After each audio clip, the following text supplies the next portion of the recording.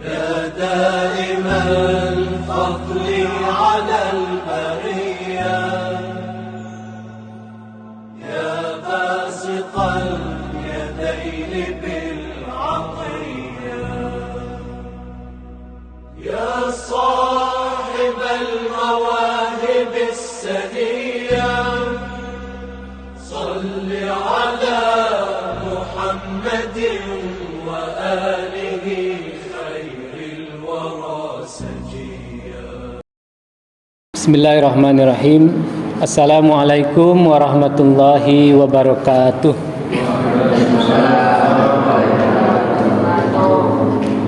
Alhamdulillahilladzi amarna an nusliha ma'isatana linailir ridha was sa'adah wa naquma bil wajibati fi ibadatihi wa taqwa. Asyhadu an la ilaha illallah wahdahu la syarikalah wa asyhadu anna Muhammadan abduhu wa rasuluhu la nabiyya ba'dah. Allahumma salli wa sallim ala nabiyyina Muhammadin wa ala alihi at-tayyibin at-tahirin wa ashabihil mayamin al-muntajabin, amma ba'd. Bapak Ibu Ananda hadirin rahimakumullah. Salah satu misi yang dibawa oleh para nabi atau bahkan misi utama dari para nabi adalah melakukan pembelaan terhadap orang-orang yang tertindas, melakukan pembebasan terhadap orang-orang yang tertindas, yang biasa dikenal dengan orang mustad'afin atau kaum mustad'afin. Dalam rangkaian sejarah kita bisa melihat bagaimana para nabi itu berperan tatkala di suatu kaum atau di suatu tempat di mana ada penguasa yang zalim, ada orang-orang yang tertindas karena kezaliman seorang penguasa, maka disitulah para nabi diturunkan. Misalnya pada masa Nabiullah Ibrahim alaihi salatu wassalam, yang sangat kita kenal bahwa beliau diturunkan di tengah-tengah penguasa yang zalim yang bernama Namrud. Atau kita juga mengenal sejarah Nabi Musa alaihi salatu wassalam, di mana beliau diutus di tengah-tengah seorang tiran yang sangat kejam, yaitu Fir'aun, ya. Bahkan diabadikan dalam Al-Quran. Misalnya salah satunya dalam surat Al-Qasas ayat 5, Allah berfirman, a'udzubillahi minasyaitonirrajim, bismillahirrahmanirrahim, wa nuridu an namunna 'alal ladzina stud'ifu fil ardi wa naj'alahum a'immatan wa naj'alahumul warithin. Kata Allah, aku hendak memberikan karunia kepada orang-orang yang tertindas, alalladzina stud'ifu fil ard, kepada orang-orang yang tertindas di bumi ini. Yang dimaksud fil ard saat itu konteksnya adalah Mesir, di mana Nabi Musa alaihi salatu wasalam diutus di tengah-tengah penguasa yaitu Fir'aun, ya. Untuk apa? Linaj'alahum a'immatan, supaya kami menjadikan mereka sebagai pemimpin, wala naj'alahumul warithin, dan kami jadikan mereka sebagai pewaris bumi, yang mewarisi bumi. Nah, dalam sejarah kita tahu bagaimana Nabi Musa memimpin kaumnya, membebaskan kaumnya dari ketertindasan oleh Fir'aun, ya. Nah, demikian juga pada masa baginda Nabi sallallahu alaihi wasallam. Baginda Nabi diutus di tengah-tengah penguasa atau pembesar Quraisy saat itu, yang juga masyarakatnya begitu menderita karena kezaliman para pembesar Quraisy itu. Ya, perbudakan, ya, kemudian penindasan terhadap orang yang lemah dan sebagainya, itu terjadi pada masa baginda Nabi Shallallahu Alaihi Wasallam. Ada seorang sosiolog Muslim namanya Ali Sariati. Beliau memotret bahwa dua putra dari anak Nabiullah Adam alaihi salatu wassalam itu sebagai dua simbol penindas dan simbol yang ditindas, yaitu Qabil dan Habil. Habil adalah sebagai simbol yang ditindas oleh Qabil, ya. Qabil merupakan simbol penindas dan Habil adalah orang yang tertindas yang dibunuh oleh saudaranya, yaitu Qabil. Maka beliau memandang sejarah umat manusia itu selalu terjadi pertarungan dua kelompok ini, yaitu antara mustad'afin, orang-orang yang tertindas, orang-orang yang lemah, melawan orang-orang mustakbarin, orang-orang yang menindas. Itu yang kita saksikan, pertarungan sepanjang sejarah yang bisa kita ambil hikmah dan ibrah dari peristiwa-peristiwa masa lalu. Hadirin rahimakumullah.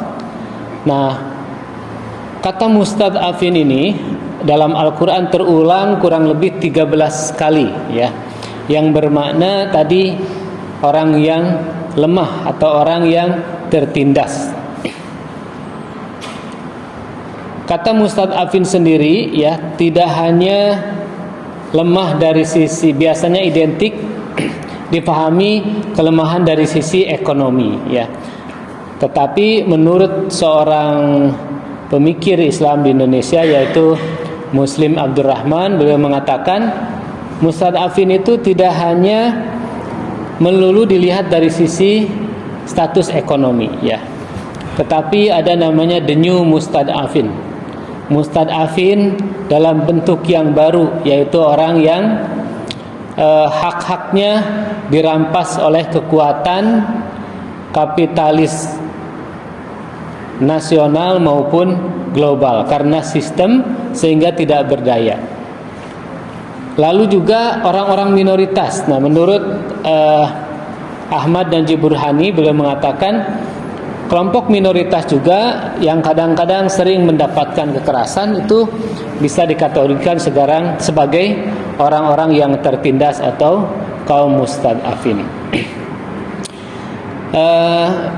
Seorang ulama, ya, Ar-Raghib Al-Asfahani mengutip atau menjelaskan salah satu ayat yang terkait dengan orang-orang yang tertindas ini, yaitu dalam surah An-Nisa ayat 9. A'udzubillahi minasyaitonirrajim. Bismillahirrahmanirrahim.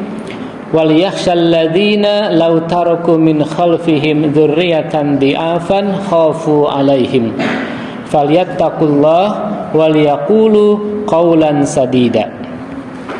Hendaklah merasa takut orang-orang yang seandainya mereka meninggalkan, ya, setelah mereka itu keturunan yang lemah, mereka khawatir terhadapnya.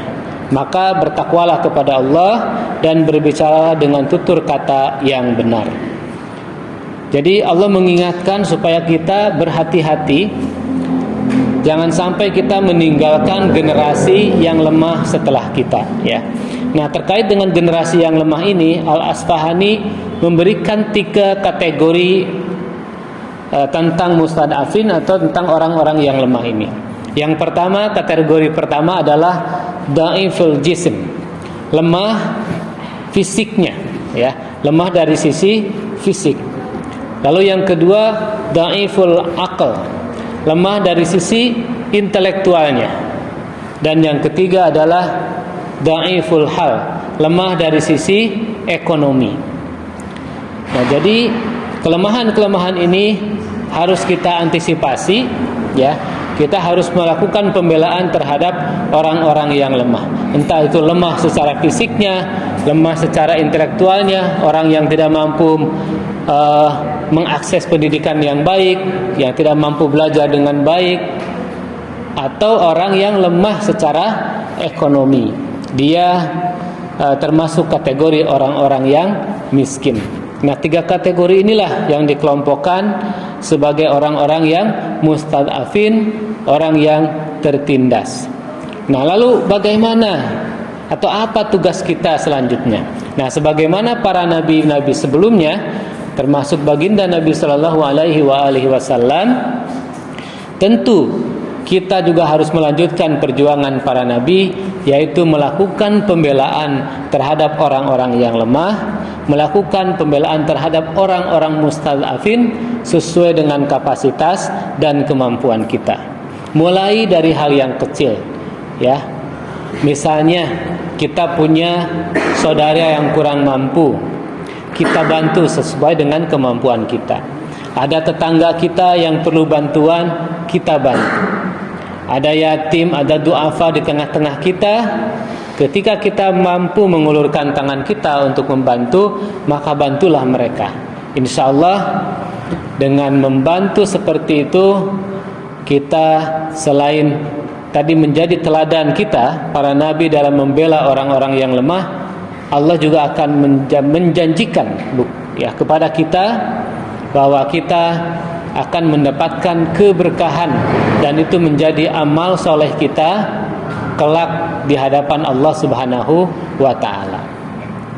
Nah, selain orang-orang mustad'afin di sekitar kita yang terdekat dengan kita, sekarang ini ada satu kondisi, ada satu kelompok masyarakat, ada sebuah negara di mana semua mata tertuju semuanya ke sana, yang sedang mengalami ketertindasan sudah berpuluh-puluh tahun. Yaitu siapa? Palestina, ya. Gaza di Palestina yang sampai sekarang mereka mengalami ketertindasan yang luar biasa. Mengalami genosida, ya. Penghabisan etnis dengan cara yang sangat kejam. Nah, sehingga ini merupakan tanggung jawab sosial kita. Kita harus peduli dengan orang-orang yang tertindas di Palestina juga. Selain orang-orang yang terdekat di sekitar kita, maka Palestina memanggil empati dari kita. Palestina memanggil kepedulian dari kita. Dengan cara apa? Ya, tentu sesuai dengan kemampuan kita. Yang mampu menyuarakan tentang nasib Palestina, ya, melalui berbagai media, itu salah satunya. Dengan doa juga itu bentuk kepedulian kita. Dengan donasi, ya, kepada lembaga-lembaga yang berkontribusi dan menyalurkan bantuan itu untuk saudara-saudara di Palestina, itu adalah bantuan yang konkret buat kita sebagai orang yang punya tanggung jawab, sebagaimana dicontohkan oleh para nabi, bahwa para nabi itu diutus salah satunya adalah untuk membebaskan, melakukan pembelaan terhadap orang-orang yang tertindas dimanapun ia berada. Karena ada yang mengatakan, ngapain kita jauh-jauh bela orang Palestina? Saudara-saudara kita di sini juga masih banyak yang miskin, banyak yang nggak bisa sekolah. Benar, banyak tetangga kita, keluarga kita, bangsa kita yang masih tertinggal, tetapi bukan berarti kita melupakan saudara-saudara kita yang ada di Palestina. Karena persaudaraan bagi kaum muslimin atau bagi siapapun seharusnya tidak ada batas-batas teritorial. Selagi seorang muslim, maka dia adalah saudara kita. Selagi manusia, maka dia adalah saudara kita. Nah, mudah-mudahan apa yang saya sampaikan ini bisa menginspirasi, memotivasi kita untuk berbuat sekecil apapun. Terakhir, saya ingin sampaikan ada satu inspirator buat kita.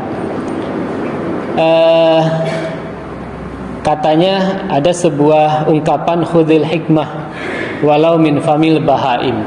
Ambillah hikmah itu, kebaikan itu, walaupun dari mulut binatang sekalipun. Nah, kemarin saya melihat di beberapa media yang memberitakan ada seorang public figure namanya Jackie Chan. Pasti yang kalian kenal ya, karena ini tokoh aktor laga terkenal di dunia. Dia sekarang itu dari hasil karirnya itu sudah punya kekayaan kurang lebih 6 triliun. Nah, yang menjadi menarik dari pemberitaan itu adalah dia ingin menyumbangkan hartanya itu tadinya sebagian untuk anak-anaknya. Tapi belakangan dia berpikir ingin menyumbangkan seluruh asetnya itu, seluruh kekayaannya itu untuk lembaga amal. Jadi ketika dia meninggal, katanya sebelum meninggal itu dia ingin mengosongkan rekeningnya untuk diberikan kepada lembaga amal. Saya kira ini salah satu bentuk contoh inspirasi buat kita. Ya, kita tidak mesti semua harta kita berikan, paling tidak sebagian yang kita miliki kita bagi dengan sesama kita. Insya Allah dengan begitu kita mendapatkan keberkahan dan juga kita sudah melanjutkan misi para nabi ya sebagai pembela atau pembebas orang-orang yang tertindas. Demikian, semoga bermanfaat. Wa ma taufiqi illa billah, alaihi tawakkaltu wa ilaihi unib. Wassalamualaikum warahmatullahi wabarakatuh. واغفر لنا